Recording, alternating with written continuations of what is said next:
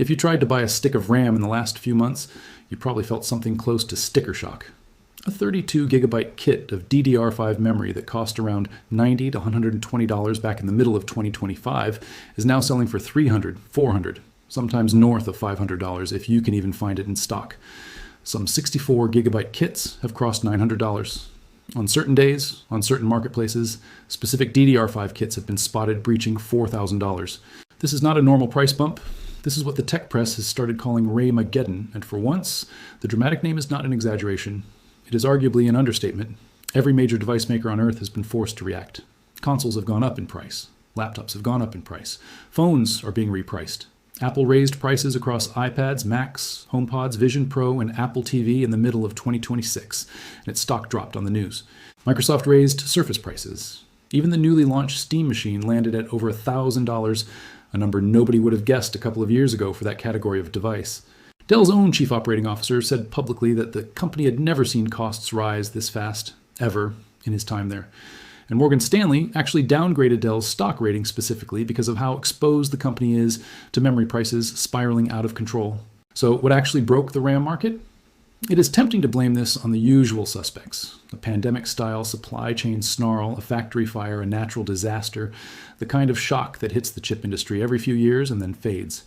But this crisis is different, and understanding why it is different is the whole key to understanding whether it will ever truly end.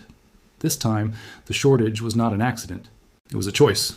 The three companies that have ruled memory chips for decades, Samsung, SK Hynix, and Micron, control something like 95% of the world's DRAM production between them. And starting around 2024 and accelerating hard through 2025 and 2026, all three of them made the same calculated decision. Instead of building more standard memory chips for phones and laptops and desktops, they started shifting their wafer capacity towards something far more profitable: high bandwidth memory, or HBM, the specialized chips that feed AI accelerators inside data centers built by the likes of Microsoft, Google, Meta, and Amazon. Here is the number that explains almost everything else in this story. Producing a gigabyte of HBM eats up roughly 3 times the wafer capacity that producing a gigabyte of ordinary DDR5 does. So every time a memory manufacturer redirects a production line toward AI chips, it is not a one-for-one swap. It is closer to cutting consumer supply by 3 units to gain 1 unit of AI supply. Multiply that across an entire industry racing to serve hyperscalers spending close to $600 billion a year on AI infrastructure, and you get exactly what we are living through: a consumer memory famine sitting right next to a data center feast. The margins tell the same story from a different angle. Analysts have described DRAM manufacturers as currently pulling in gross margins around 80%, numbers that rival or beat even the most advanced logic chip foundries on the planet. When a company can make that kind of money serving AI customers who are desperate for supply and willing to sign huge long-term contracts, there is very little financial incentive to keep churning out cheap commodity memory for a gaming PC or a budget laptop. Micron made this brutally explicit when it killed off Crucial, its own consumer-facing memory and storage brand, specifically citing the pull of AI demand. That was not a company retreating under pressure. That was a company walking away from a less profitable business on purpose. Reports have also emerged of a major AI player, OpenAI among them, locking up something like 40% of global DRAM capacity through supply agreements, essentially reserving huge swaths of the world's memory output years in advance. When that kind of pre-commitment happens at that scale, everybody else downstream, PC makers, phone makers, server builders, has to fight over table scraps, and they panic buy it. Inflated prices just to secure enough inventory to keep their own product lines running. That panic buying then tightens the spot market even further, which pushes contract prices up even more, and the cycle feeds itself. Layer geopolitics on top of that, and things get messier still. Trade tensions between the United States and China led major manufacturers to restrict the export of older semiconductor manufacturing equipment to Chinese chip makers throughout 2025. Which capped how much memory production could realistically happen inside China using the equipment already available there. At the same time, China responded to American export controls on advanced chip technology by restricting its own exports of critical minerals like gallium and germanium, materials that matter for the broader electronic supply chain. So on top of an AI-driven capacity crunch, you have a slow-motion decoupling between the 2 biggest players in global electronics manufacturing, each one squeezing the other's access to what it needs. Industry watchers have coined a name for all this that sounds almost like a joke until you see your own grocery store-priced electronics bill: memflation. Analysts at Gartner have projected DRAM and NAND prices combined could surge well over 100% within a single year, pushing PC prices up by double digits and pulling PC shipment volumes down by roughly the same amount. Year over year, DRAM pricing has been tracked, rising by more than 170%, at points outpacing the price of gold. DDR5 spot prices are reported to have roughly quadrupled since September of 2025 alone. Now, into this mess walks an unlikely character. A Chinese memory manufacturer most people outside the industry had never heard of a couple of years ago, Changshin Memory Technologies, usually shortened to CXMT. CXMT is based in Hefei, China, and until recently it was best known, if it was known at all, for selling DRAM to smaller, less prestigious memory stick brands, mostly inside China. It was not a name that showed up on the box of a gaming PC you'd buy at a Western retailer, but CXMT has been climbing an extraordinarily steep curve. It went from producing around 100,000 DRAM wafers a month in early 2024 to roughly 200,000 wafers a month by the start of 2025, with forecasts pointing toward 300,000 wafers a month by the end of 2026. That trajectory has pushed the company from essentially nothing in 2020 to somewhere around 6 to 8% of total global DRAM output today, making it the fourth largest DRAM manufacturer in the world, right behind Samsung, SK Hynix, and Micron. And here is where the story turns into something people actually started paying attention to. In the middle of 2026, hardware enthusiasts spotted something nobody expected, a Corsair Vengeance DDR5 memory kit, one of the most recognized gaming memory brands in the West, built using CXMT's own memory chips. Screenshots circulating online showed the part number and diagnostic software confirming it, a 32 gigabyte kit running at DDR5 6000 speeds. Nothing exotic in terms of specs, but symbolically enormous because it meant one of the industry's most trusted Western brands was quietly turning to a Chinese chipmaker to keep its supply chain alive. Around the same time, reports surfaced that CXMT DDR5 modules were showing up on Chinese marketplaces at prices dramatically below what Samsung, SK Hynix, or Micron were charging. Some 32 gigabyte CXMT-based DDR5 kits were reportedly selling in the neighborhood of $150. While equivalent kits from the big three global suppliers were going for $300 to $400, sometimes more. In one especially eye-catching case, CXMT server memory modules were reportedly listed on Alibaba for around $138, while equivalent global server RAM was going for close to $300. On the older DDR4 side, CXMT-based modules were reportedly turning up for under $150 at a time when comparable DDR4 kits from Western brands had already tripled or quadrupled in price and were becoming harder and harder to find at all. For a few months, this created something close to a folk hope online. On gaming forums, on Reddit, people started openly wondering whether China was about to ride to the rescue, whether CXMT could flood the market with cheap, decent memory and single-handedly pop the AI-driven price bubble that Samsung, SK Hynix, and Micron had built around themselves. Independent testing from outlets like TechSpot actually backed up part of that hope. When CXMT-based memory from Chinese brand KingBank was benchmarked against Premium G, skill kits using SK Hynix chips, in games like Cyberpunk 2077 and Rainbow Six Siege, the cheaper Chinese memory performed within just a few percentage points of the pricier competition. In other words, the performance case was real. This was not junk memory. It was legitimately competitive silicon at a fraction of the price. So why hasn't this actually solved the crisis? Why are prices still climbing even with a credible, cheaper alternative sitting right there on Alibaba? The first problem is scale, and it is a big one. CXMT's entire global market share sits somewhere around 6 to 8%. Some analysts project it could climb to 15% of the global DRAM market in the coming years if things go extremely well for the company.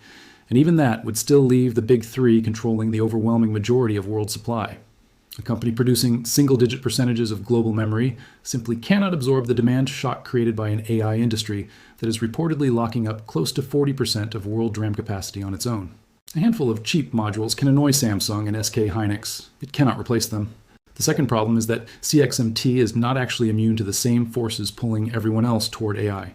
Reports indicate the company has already committed something like 20% of its own production capacity toward memory destined for AI applications, and it is reportedly exploring entry into the high-bandwidth memory market itself, the same HBM market that caused this entire crisis in the first place.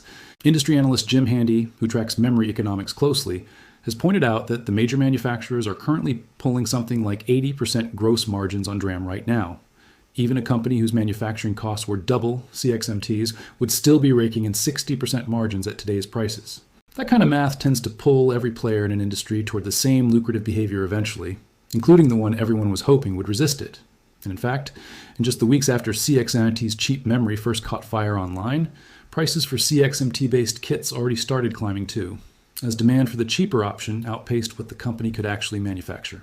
The third problem is politics, and this one is genuinely tangled. CXMT, along with fellow Chinese memory maker YMTC, has been caught up in the broader technology standoff between Washington and Beijing. Both companies have appeared on U.S. government restricted or watch lists at various points, including the Pentagon's list of entities tied to the Chinese military. And there have been reports that US regulators were preparing to formally blacklist CXMT alongside subsidiaries of other sanctioned Chinese chip companies. A 2022 U.S. defense authorization law already bars the federal government itself from buying CXMT memory. Private companies and consumers, at least for now, are not broadly restricted from buying it, which is exactly why it has shown up in enthusiast kits and on Alibaba listings. But if formal blacklisting does materialize, the import channels that currently let this cheaper memory reach the rest of the world could close quickly, cutting off the one supply valve that has actually been pushing back against runaway prices. This tension has put companies like Apple in an awkward spot. Apple has reportedly been testing DRAM chips sourced from CXMT and YMTC, and has apparently been lobbying U.S. officials to soften any political fallout from doing business with them, all while its own outgoing chief executive has publicly said the company should explore every possible avenue to solve its memory supply problem. But because of the political risk, the expectation is that Apple would only use Chinese-sourced memory in devices actually sold inside China, keeping it walled off from international models entirely. That tells you a lot about where things stand. Even the world's most powerful electronics company, with all its leverage, is treating Chinese memory as a contained defensive move rather than a global fix, not because the chips do not work, but because of where they come from. There's also a technical ceiling worth understanding. CXMT lacks access to the most advanced lithography and fabrication tools because of existing export controls, and yet it has still managed to develop respectable DDR5 and even next-generation LPDDR5X memory. That is genuinely impressive engineering under constraint. But it also means CXMT is climbing a technology ladder while working with a smaller toolbox than Samsung, SK Hynix, or Micron have access to. And that gap could either narrow over time as China invests heavily in domestic chip equipment, or it could persist for years depending on how the broader export control situation evolves. Put all of that together, and the honest answer is that CXMT is a genuinely important development. It has already forced some of the big three to keep certain older product lines alive longer than they otherwise would have. Samsung, for instance, extended DDR4 production through 2026, reversing earlier plans to phase it out. And SK Hynix has reportedly been boosting DDR4 output at one of its Chinese plants, moves widely interpreted as responses to competitive pressure from CXMT nibbling at the low end of the market. That is a real effect. It is just not the rescue people online we're hoping for. So when will things actually get better? And here is where nearly every serious analyst converges on an answer that is a lot less comforting than most people want to hear. Building a new memory fab from the ground up, from breaking ground to reaching real volume production, typically takes somewhere between 3 and 5 years. That is not a policy choice or a corporate decision that can be sped up with enough willpower or enough money thrown at it overnight. It is a physical constraint of construction, clean room engineering, and equipment installation. Micron has committed roughly $200 billion toward new U.S. manufacturing, including facilities in Idaho and New York, but meaningful output from those plants is not expected until sometime in 2027 at the earliest, with some estimates pushing that closer to 2028. Samsung and SK Hynix are similarly investing in expanded capacity, but their new lines are not expected to meaningfully hit the market until the late 2020s either. Research firms like Gartner, IDC, and TrendForce have each published forecasts, and while the exact dates differ slightly, the overall shape of their predictions is remarkably consistent. Most point to the second half of 2027 as the earliest realistic window for the shortage to begin meaningfully easing, with full normalization potentially stretching into 2028. Micron's own chief executive said in the middle of 2026 that he expected the shortage to persist through 2027, with supply gradually improving in 2028.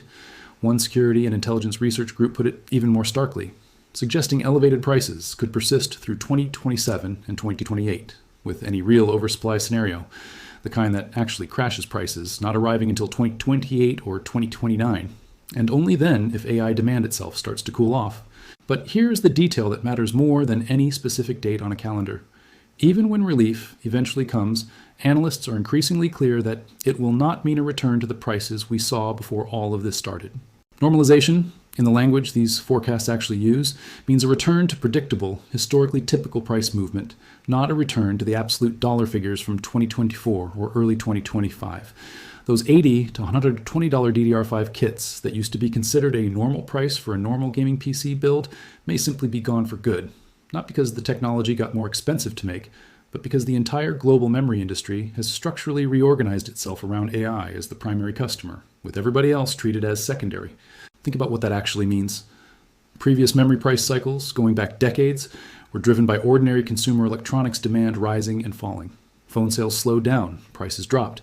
PC demand surged, prices went up for a while and then eased once factories caught up. It was a cycle, predictable, temporary, and it always eventually swung back the other way because consumer electronics were the main thing memory chips existed to serve. This time is different in a way that should genuinely change how people think about the future of computer hardware pricing. AI infrastructure has become the primary customer that the global memory industry now organizes itself around. And consumer devices, your laptop, your gaming PC, your phone, have been pushed into the position of secondary, lower priority customers, getting whatever capacity is left over once data centers are served first. Even when new factories eventually come online, expect much of that new capacity to be earmarked for AI customers first too, with consumers getting whatever remains rather than benefiting proportionally from the expansion. There's one more wrinkle worth mentioning because it adds a legal dimension to everything else. A complaint has reportedly been filed alleging that Samsung, SK Hynix, and Micron engaged in coordinated behavior to manipulate the commodity DRAM market, using the industry's shift toward high bandwidth memory as cover to simultaneously restrict production of ordinary DRAM and abandon older, cheaper product lines like DDR3 faster than market conditions alone would explain. Whether that allegation holds up remains to be seen, but its mere existence tells you how suspicious the speed and coordination of this shortage has looked to people watching closely. 3 companies controlling 95% of a critical global resource, all pivoting the same direction at the same time in a way that happens to maximize their own margins. So where does CXMT actually fit into this bigger picture? It is not the hero that is going to single-handedly end RAMageddon, and treating it that way sets people up for disappointment. But it is also not nothing. It represents the first real crack in a market that had been an unshakable oligopoly of 3 companies for decades. It has already forced competitors to extend product lines they wanted to kill off.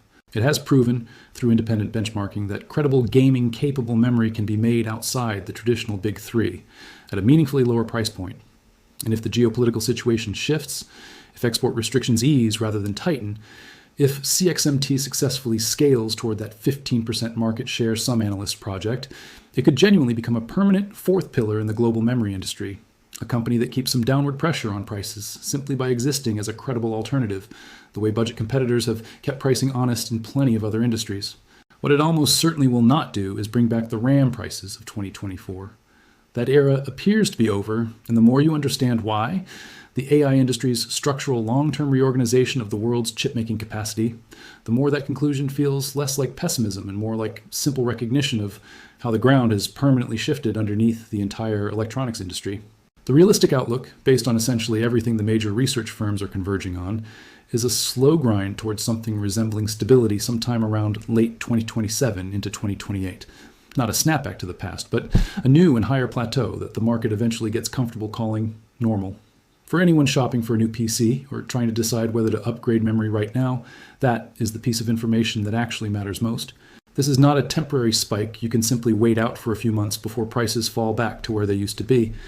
It is a new baseline being built in real time, with China's rising memory industry as one of the few genuine counterweights pushing back against it, doing real, measurable good, just not nearly enough, on its own, to break RAMageddon completely.